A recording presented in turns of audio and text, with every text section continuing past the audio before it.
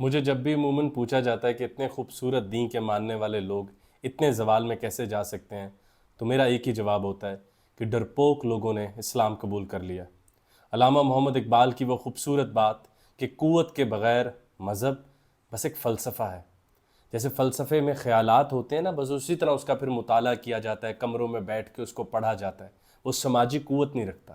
ایک مثال رون ہوبارٹ کی لے لیں، جو سائنٹالوجی والے ہیں، تو وہ بھی ایک مذہب کی صورت بنانا چاہتے تھے، لیکن بغیر قوت کے بس ہم فلسفیوں کے طور پہ ان کی کتابیں محفوظ رکھیں اور ہم وقتاً فوقتاً پڑھ لیتے ہیں کہ بھئی کہیں کچھ بات کرنی پڑ جائے تو ہم اس پر بات کر سکیں۔ اور ہمیں دین کا تعارف کیا دیا گیا؟ عبادات۔ اور اب اس طرح ایک خوف آتا ہے کہ جیسے ہمارا اتنا خوبصورت اور اتنا بڑا اتنا وسیع دین عبادات میں مقید ہو گیا ہے۔ ہمیں بتایا ہی نہیں گیا کہ قوت کتنی ضروری ہے، اور اقبال کا وہ شعر ہم سے چھپا کے رکھا گیا کہ مقام عشق ممبر نیست دارست، عشق مقام مسجدوں اور ممبروں پر طے نہیں ہوتے، وہ تو باہر طے ہوتے ہیں جہاں پر سماج میں قوت درکار ہوتی ہے، اور بغیر قوت کے دین فقط ایک فلسفہ ہے۔ جس طرح فلسفے میں خیالات ہوتے ہیں، پڑھ لو نہ پڑھو نہ پڑھو، اور وہ آپ کو بہت بڑی تبدیلی پر وہ مائل نہیں کرتے۔ میں عموماً فرڈیننڈ ماؤنٹ کی بات آپ کے آگے رکھتا ہوتا ہوں پرائم موور کتاب میں، کہ ارسطو جس نے سیاست پر اتنا اچھا لکھا، اس کو 12 بڑے فلسفیوں، اس کو 12 بڑے سیاستدانوں میں شامل نہیں کیا فرڈیننڈ ماؤنٹ نے۔ اس نے کہا ارسطو کی باتیں فلسفہ ہیں، تحریک نہیں بنا سکتی، وہ اینالائز کرتا ہے، تحریک نہیں دے سکتا۔ تو یہ بڑی فکر کی بات ہے کہ ہمیں ایک خیر و شر سے باہر نکال کے نیکی و بدی کی پیراڈائم میں زندہ رکھا ہوا ہے۔ آج پوری مسلم امت کی جو حالت ہے، جب بھی ہمیں ایک فکر دوڑتی ہے، جب بھی ہم کوئی جنگ دیکھتے ہیں اور ہم گھبرا جاتے ہیں، تو ہمیں اس بات کی فکر ہونی چاہیے کہ رزم خیر و شر یعنی حق و باطل کی جنگ کے لیے ہمارے پاس قوت کیوں نہیں ہے۔ اور یہاں پر آپ علامہ محمد اقبال کا اصل وہ قول یاد کیجئے کہ power is more divine than truth, طاقت زیادہ مقدس ہے، طاقت زیادہ عزیز ہونی چاہیے۔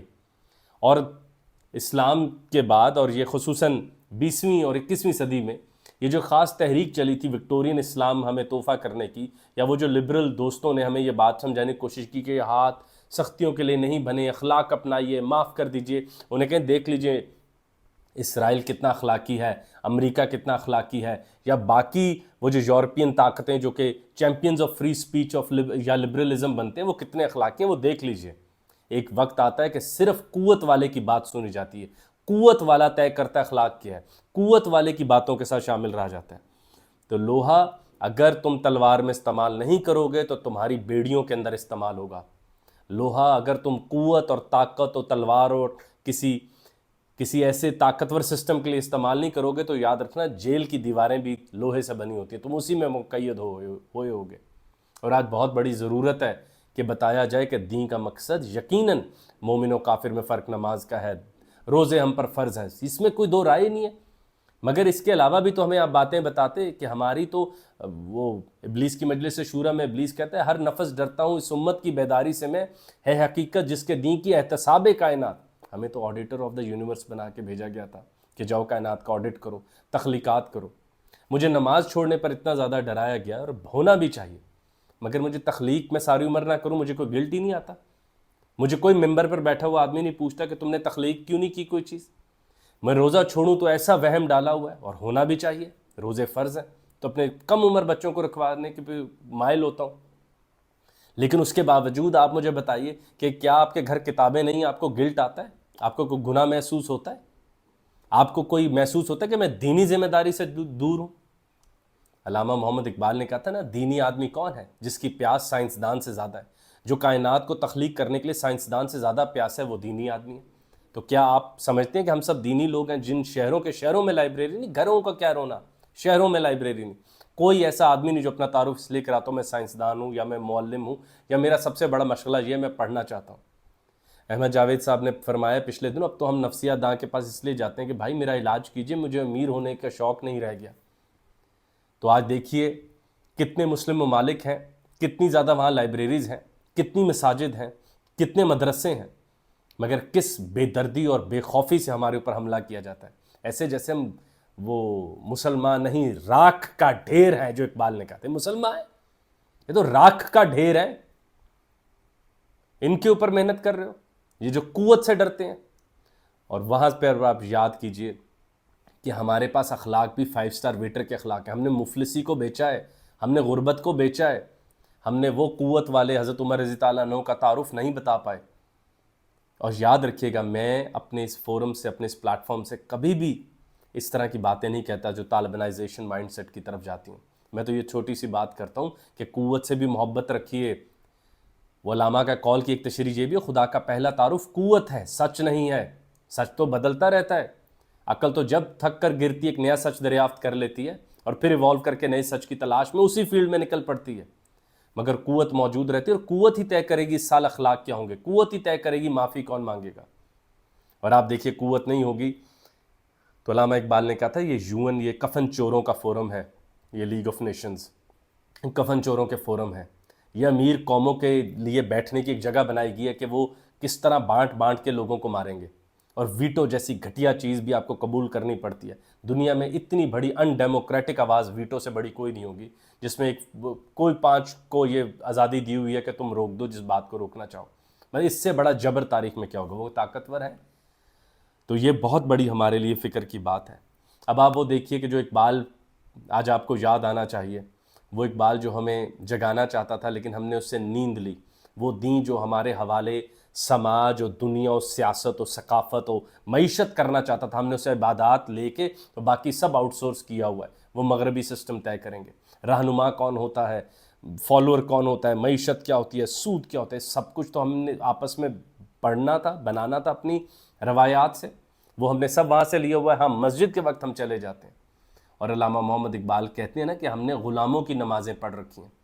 کہ آپ دیکھیے کہ جب ایران کے اوپر حملہ ہو رہا ہے تو اس وقت بھی یہاں لوگ اسی فکر میں ہیں کہ یہ پڑھنا ہے اور وہ رہ گیا، اور میری آج کی تسبیح رہ گئی ہے، اور وہ تسبیحات کرنے والے ہاتھوں کو اتنا کمزور ہم نے کر دیا ہے کہ وہ قوت لینا دور کی بات، اس سے ڈرنے بھی لگے، ایول سمجھتے ہیں ہم قوت کو، نعوذ باللہ من ذالک۔ یہ تو ڈیپینڈ کرتا ہے ہاتھ جو تلوار پہ ڈل رہا ہے، وہ ہاتھ کس کا ہے، یزید کا ہے، حسین کا ہے، حر کا ہے، یا یزید کی طاقتوں کا ہے۔ تو آپ دیکھیں کہ یزید کی طاقتوں کے خلاف اب وقت آ گیا کہ ہم خانقاہوں سے نکل کر ادا کریں رسم شبیری، ہم دین کو حوالے کریں حرارت کے، ڈائنامزم کے، موومنٹ کے، اس لیے دین آیا تھا۔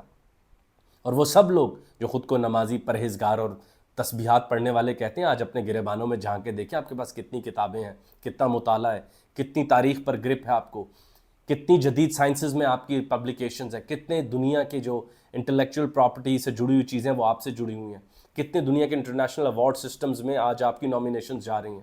نہیں جا رہی تو عبادات آپ کو تیار نہیں کر رہی کہ اس کائنات جو کہ خدا کی عبادت کرتے اس کی کائنات کے اوپر رائے دینے کے لیے پیاسے رہو، اس کی کائنات کو بہتر کرنے کے لیے پیاسے رہو۔ یہ کائنات ناتمام ہے، اور خداوند کریم تو کہتے ہیں توڑو اور بناؤ جیسی تمہیں درکار ہے۔ وہ آ کے ہمارے گھر توڑ رہے ہیں، وہ آ کے ہمارے بچوں کو مار رہے ہیں، 30,000 بچہ مر چکا ہے، اور ہم ابھی بھی مشغول ہیں عبادات میں۔ آج مولانا ابوالعلا مودودی یاد نہیں آتے کہ امریکہ میں جا کر کہو میں نے نماز پڑھنی ہے، ٹائم اسکوائر پہ رکوا دیں سب کچھ، وہ رکوا دیں گے۔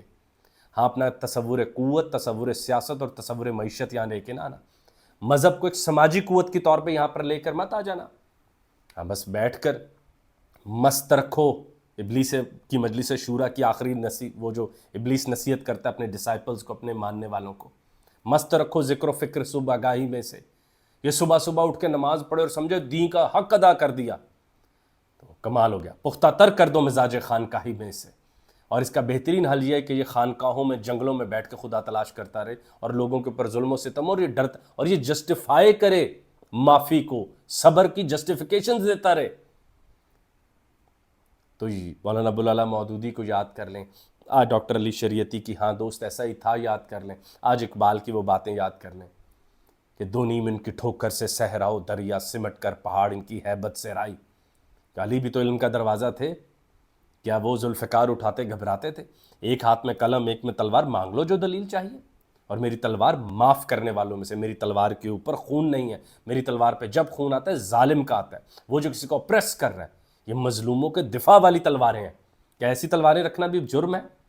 اور آج دیکھیے وہ سب سے بڑی strong forces, ballistic supersonic missiles کن کے پاس ہیں، جنہوں نے ہمیں وکٹورین اسلام کی طرف لگا دیا کہ ڈرے رہو، سہمے رہو، چھپے رہو۔ قوت کی طرف چلو، قوت علم سے، قوت دانائی سے، قوت سائنس سے، اور ان سٹرکچرز کو بنا کے قوت بنو، رحم دل رہو، طاقتور ہو جاؤ، رحم دل رہو، طاقتور رہو اور پھر معاف کرنا سیکھو. کمزور ہو کے معافی دیتے ہو اور کہتے ہو میں اخلاقی طور پہ بڑا اچھا ہوں, وہ بڑا برا آدمی میں نے اسے معاف کر دیا, کیا مطلب دن اللہ پوچھے گا, اللہ تمہیں پوچھے گا تم کمزور کیوں تھے. ہے جرم ضعیفی کی سزا مرگ مفاجات. ہم تو اپنے بزرگوں کو بزرگ نہیں اب کہتے, ضعیف ہی کہنا چاہیے. ہمیں اپنے جوانوں کو بھی ضعیف کہنا چاہیے, کمزور, لاچار, کتابوں کے بغیر اینٹوں کے مکانوں والے گھروں میں عبادت کرنے والے لوگ, سائنس کے بغیر اللہ کے دین کی کتاب قرآن مجید کی سب سے بڑے حصوں کو معطل کرنے والے لوگ کہ جو تفکر و تدبر نہیں کرتے. وہاں بھی تو اتنی دفعہ ذکر آیا, کیوں ہمیں گلٹ نہیں دیا گیا کہ میں اولی الالباب میں سے اٹھوں؟ کیوں نہیں ہمیں گلٹ دیا گیا؟ ہمیں ہر وقت نیکی و بدی میں رکھا گیا, ہمیں خیر و شر میں کیوں نہیں رکھا گیا کہ اگر خیر و شر کی جنگ ہو ٹھیک ہے میں بد ہوں گا, میں گناہ گارم خطا کارم بحال یار می گردم, قصوروار غریب الدیار ہوں, لیکن یا اللہ آج خیر و شر کا واقعہ میں خیر کی طرف ہوں اور میں قوت رکھتا ہوں زبان سے اور ہاتھ سے روکنے کی. I want to make it loud. یا یاد کیجئے ہر کو, وہ بھی تو بدی کے ساتھ کھڑے تھے, یزید کے ساتھ کھڑے تھے, تو انہوں نے نیکی و بدی کے مسئلے میں نہیں پھنسے, ہمیں نیکی و بدی میں پھنسا دیا گیا. اور خیر و شر کے دن, جس دن ہمیں ضرورت ہو خیر کے ساتھ کھڑے ہونے کی, اس دن ہم بزدل ہو جائیں گے اور جسٹیفائی کر لیں گے کہ انسان کمزور بھی تو ہو سکتا ہے وغیرہ وغیرہ. تو اب وہ بات یاد کیجئے, وہ کتنا پیارا شعر ہے, ہو ہلکا یاراں تو بریشم کی طرح نرم. اقبال کا یاد کیجئے, بڑا مشہور شعر, ہو ہلکا یاراں تو بریشم کی طرح نرم, و رزم حق و باطل تو فولاد ہے مومن. افلاک سے ہے اس کی, آسمانوں سے اس کی حریفانہ کشاکش, خاکی ہے مگر خاک سے آزاد ہے مومن. تو وہ اقبال کہتے ہیں یہ کبوتروں اور چڑیا کا شکاری نہیں ہے, تو فرشتوں کو نگاہ میں رکھ کے بیٹھا ہے. آپ اس اقبال کے ماننے والے ہیں, اس نے تو ہمیں جگانے کی بہت کوشش کی, اس نے ہمیں بہت وارن کرنے کی کوشش کی کہ قوت کے بغیر مذہب ایک فلسفہ بن جائے گا, فلسفے کی کتاب بن جائے گا, پڑھ لو بدلنا ہو بدل جانا, نہ تو نہ صحیح, پڑھ لو رٹ لو, ساری دلائل بھی یاد کر لو. اقبال نے ہمیں بتایا تھا کہ مومن تلوار ہے, اس کی خود ہی تلوار ہے, اس کی ذات تلوار ہے, اور ابلیس وہ پتھر جس پہ ہم خود کو تیز کرتے ہیں. یہ ہمیں اقبال نے ہی بتایا تھا کہ مومن شکاری ہے اور یہ کائنات شکار.